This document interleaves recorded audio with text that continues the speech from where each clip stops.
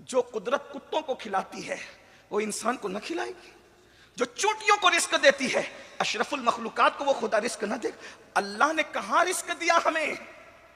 جب ماں کے پیٹ میں ہم تھے، جہاں نہ ہوا جا سکتی تھی، نہ پانی جا سکتا تھا، نہ سوئی جا سکتی تھی، بڑھ کے کہوں کہ وہاں کسی کا گمان بھی نہیں جا سکتا تھا، وہاں تصور اور تخیل بھی نہیں جا سکتا تھا، میرے اللہ نے جو رزاق مطلق ہے ماں کے پیٹ میں ہمیں روزی پہنچائی۔ تو جو ماں کے پیٹ میں روزی دے سکتا ہے، اور ہمارا عقیدہ تو یہ ہے جو ماں کے پیٹ میں روزی دیتا ہے وہ قبر کے پیٹ میں بھی روزی دینے پر قدرت رکھتا ہے، وہ ایسا رزاق ہے۔ لیکن غور کیجئے، خلیل اللہ کو یہ فکر نہیں تھی کہ میرے بچے کھائیں گے کیا، میرے بچے کریں گے کیا، بلکہ فکر یہ تھی ربی جعلنی مقیم الصلاۃ ومن ذریتی ربنا وتقبل دعا، اللہ مجھے بھی قائم صلاۃ رکھنے والا بنا اور میری ذریت کو، میری اولاد کو بھی نماز کا پابند بنا اور میری دعا کو قبول فرما۔ آپ مجھے بتائیں، صحیح کہنا مسلمانوں، مسلمان ہو، اپنے بچوں کو اسکول جانے کے لیے ہم صبح 6 بجے جگاتے ہیں، کبھی ہم نے صبح 6 بجے فجر کی نماز کے لیے بھی اپنے بچوں کو جگایا؟ ہم نے ٹیوشن نہ جانے پر اپنے بچوں کو مارا تو ہے، کیا کبھی ہم نے نماز نہیں پڑھنے پر بھی اپنے بچوں کو مارا ہے؟ ایک بات یاد رکھنا، میں پھر کہہ رہا ہوں، دنیاوی ڈگریوں کے ہم مخالف نہیں ہیں، لیکن پہلے نمبر پر مسلمان، اول درجہ اسلام کا، دین کا درجہ پہلے۔ کچھ بھی بناؤ پہلے مسلمان بناؤ، پہلے ان کو ایمان کی دولت عطا کرو، ان کے سینوں میں اللہ کی خشیت اور خوف پیدا کرو۔ وجہ، جو بچہ مسلمان بنے گا، اللہ نہ کرے اگر کوئی ڈگری حاصل نہ بھی کر سکا تو کامیاب رہے گا۔ پھر کہتا ہوں ڈگری کے ہم مخالف نہیں، لیکن پہلے نمبر پر دین ہے، دین۔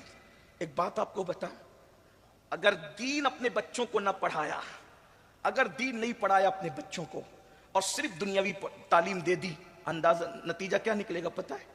ایک مفکر نے ایک آرٹیکل لکھا تھا، اس نے یہ لکھا کہ ڈاکٹر بن کر کے ایک بچہ پڑھ کر اپنے گھر آتا ہے اور چند دوست اس سے ملاقات کے لیے آتے ہیں تو وہ اپنی ماں کا تعارف اس طرح کراتا ہے کہ یہ بڑھیا جو ہے نا، یہ میرے گھر میں کام والی ہے۔ کیا کبھی آپ نے کسی عالم کو یہ کہتے دیکھا؟ کیا کبھی کسی عالم کو آپ نے یہ کہتے سنا؟ آج ہم اپنے بچوں کو سب دے رہے ہیں، اسلام نہیں دے پا رہے ہیں، اور جہاں اسلام نہیں ہوگا وہاں جرائم ہوں گے، جہاں اسلام نہیں ہوگا وہاں کرپشن ہوگا، جہاں دینی تعلیم نہیں، آپ دیکھ لیجئے ہمارے معاشرے کے اندر دینی تعلیم کا فقدان ہے۔ ماں باپ کے حقوق کیوں ادا نہیں ہو رہے ہیں؟ حقوق والدین سے کیوں آنکھیں چرائی جا رہی ہے؟ وجہ یہ ہے کہ ہم نے سب دیا، بچے کو اسلام نہیں دیا، اسلامی تعلیم نہیں دی۔ اگر ہم نے دینی تعلیم اپنے بچوں کو دی ہوئی ہوتی تو ہمارا بچہ ہاتھ پکڑ کر ماں باپ کو گھر سے نہ نکالتا، بلکہ اس کی نگاہ میں یہ حدیث ہوتی، الجنت تحت اقدام الامہاتکم، کہ ماؤں کے قدموں کے نیچے جنت ہے۔ اللہ اکبر! آج ماؤں کی توہین ہو رہی ہے، باپ کا حق ادا نہیں کیا جا رہا ہے، باپ کوئی مسجد کے زینے پہ بیٹھ کر کے بھیک مانگ رہا ہے۔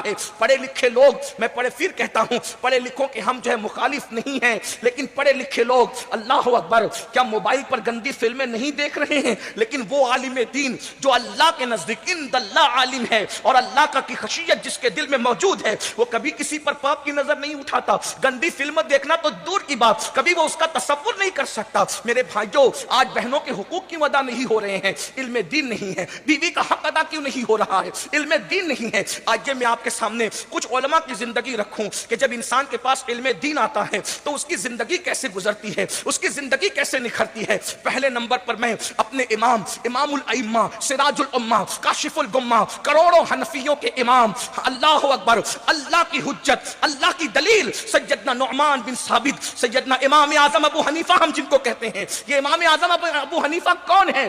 داتا علی حجویری کے یہ امام ہے، غریب نواز کے یہ امام ہے، محبوب الہی کے یہ امام ہے، صاحب تصاویر کلیئر کیے امام ہیں سیدنا امام اعظم ابو حنیفہ. فروعی فقہی مسائل میں ہم جن کے مقلد ہیں وہ امام اعظم ابو حنیفہ کی زندگی دیکھو اس کو کہتے ہیں عالم. اور عالم کی زندگی کیا ہے؟ ایک مرتبہ سیدنا امام اعظم ابو حنیفہ رضی اللہ تبارک و تعالیٰ کے جوتیوں کے اندر گوبر لگ گیا, اور گوبر جب لگا تو آپ جو ہے اس گوبر کو چھڑانے کے لیے آپ نے پیر کو جھٹکنے کی کوشش کی. ذرا غور کرنا, جب اللہ کا خوف دل میں آتا ہے زندگی کتنی محتاط ہو جاتی ہے, زندگی میں کتنی احتیاط پیدا ہو جاتی ہے. اللہ اکبر, پیر کو جھٹکنے کی کوشش کی, اللہ اکبر, وہ پیر کی جوتی میں گوبر لگا ہوا تھا, پیر جھٹک کر کے چھڑانا چاہتے تھے گوبر کو, لیکن وہ گوبر اڑا اور اڑنے کے بعد دیوار پر جا کر کے لگ گیا. دیواریں اس دور میں مٹی کی ہوا کرتی تھی. امام اعظم ابو حنیفہ نے اب وہ مٹی کی دیوار سے گوبر کو صاف کرنے کی کوشش کی تو دیوار کی مٹی کا جب نکل گئی, دیوار کی مٹی کا نکلنا تھا. اللہ اکبر, یہ ہے یکش اللہ کی منزل پر فائز لوگ, یہ ہے اللہ والے لوگ, یہ ہے علماء لوگ, یہ ہے نائبین رسول. اللہ اکبر, اللہ اکبر. امام اعظم ابو حنیفہ تڑپ گئے, کسی کی دیوار کی مٹی میری وجہ سے گر گئی, اب اس سے معافی مانگنا چاہیے. اس لیے کہ حقوق اللہ کا معاملہ یہ ہے, اگر کوئی حق اللہ میں کوتاہی کرے اللہ بے نیاز ہے, چاہے تو اللہ عذاب دے, چاہے تو اس کو معاف کر دے. لیکن اگر کسی نے بندے کی حق تلفی کی, جب تک کہ بندہ معاف نہیں کرے گا اللہ بھی معاف نہیں کرے گا. امام اعظم ابو حنیفہ تڑپ گئے, میدان محشر کا منظر نگاہوں کے سامنے آ گیا. وہ میدان محشر جہاں کوئی کسی کا پرسان حال نہیں, نہ ماں بیٹے کی پرسان حال, نہ بھائی بھائی کا پرسان حال, وہاں کوئی کسی کا مددگار نہیں مگر یہ کہ اللہ جسے اذن عطا کرے. تڑپ گئے اور اس کے بعد اتفاق سے اس کے دروازے پر آپ نے دستک دی تو وہ بندہ باہر آیا جو امام اعظم کا مقروض تھا. امام اعظم سے اس نے قرض لیا تھا. ایک بات یہ بھی میں تمہیں بتا دوں, ہمارے بزرگان دین وہ تھے, اتنے مالدار تھے علماء ہو کر کہ پبلک ان سے قرض لیا کرتی تھی, یعنی کہ وہ تاجر بھی تھے, وہ عالم بھی تھے. لیکن آج تو حال یہ ہے, ہم نے علماء کو غریب کرنے کا خیال کر لیا ہے. یہ ہمارے محتاج بن کر کے رہیں, یہ ہمارے دست نگر بن کر کے رہیں, یہ ہمارے آگے ہاتھ پھیلاتے رہیں. اللہ اکبر, کسی دنیا دار کو ترقی پر دیکھیں تو ہمارے ماتھے پہ شکن نہیں آتا, لیکن عالم کے ہاتھ میں آئی فون دیکھیں یا اس کو اچھی بائک پر دیکھیں, اچھی سواری پر دیکھیں تو آپس میں باتیں کرتے ہیں. آیا کہاں سے؟ شاید مدرسے کا چندہ چرایا ہوگا, مسجد میں خیانت کی ہوگی. ارے نادان, جب تو مسجد کے اندر صرف 2 رکعت پڑھنے کے لیے آتا ہے ہفتے میں ایک بار, تو اللہ تجھے اتنا عطا کرتا ہے. جو 5 وقت سب کے آگے کھڑا رہتا ہے, اللہ اس کو کتنی برکت عطا کرتا ہوگا. اپنے علماء کا بھلا چاہو, اپنے علماء کی خیر خواہی کرو, اور اپنے علماء سے بھی گزارش کرتا ہوں کہ آپ اپنی قوم سے عبادت ہی میں آگے نہ رہو, بلکہ اپنی قوم سے تجارت میں بھی آگے بڑھنے کی کوشش کرو. ہمیں تو بہت آگے جانا ہے.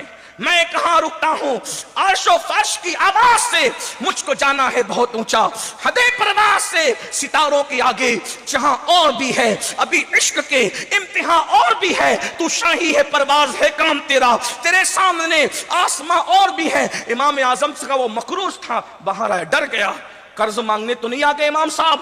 امام صاحب نے فرمایا, یہ گھر تیرا ہے؟ جی میرا ہے. میرے جوتی میں گوبر لگا تھا, میں وہ چھڑانے لگا تو اس پہ چلا گیا, نکالنے کی کوشش کی تو مٹی نکل آئی. ایک کام کر, جتنا قرض میرا تجھ پہ نکلتا ہے وہ سب میں تجھے معاف کرتا ہوں, تو مجھے یہ معاملہ معاف کر دے تاکہ قیامت کے دن اللہ کی بارگاہ میں میری پکڑ نہ ہو. یہ ہے علماء جن کے پاس خشیت ہوتی ہے, ان کی زندگی یہ گزرتی. بڑھ کر میں ایک جملہ کہوں, برا نہ مانے تو, ہم بڑے مدرسے کے فارغ کو عالم نہیں کہتے, پڑھا لکھا کہتے ہیں. لیکن عالم حقیقت میں وہی ہے جو یکش اللہ کی منزل پر فائز ہے. جہاں یکش اللہ نہیں ہے وہ پڑھا لکھا تو ہے مگر عالم ربانی نہیں ہو سکتا. ورنہ ابن تیمیہ کے لیے آپ کا کیا خیال ہے, اشرف علی کے لیے آپ کا خیال ہے, گنگوہی کے لیے آپ کا کیا خیال ہے؟ اتنا یاد رکھ, یہ پڑھے لکھے تو تھے مگر عالم ربانی نہیں تھے. اگر عالم ربانی ہوتے تو اللہ کا خوف ہوتا, اور اللہ کا خوف والا تو ایک عام آدمی کی حق تلفی نہیں کرتا, وہ رسول کی حق تلفی کیسے کر سکتا؟ اور جو رسول کی حق تلفی کرے وہ مومن نہیں ہو سکتا, وہ عالم کیسے ہو سکتا؟ اس لیے یاد رکھنا, جہاں یکش اللہ ہے, جہاں اللہ کا خوف ہے, وہیں پر فیضان علم موجود ہے.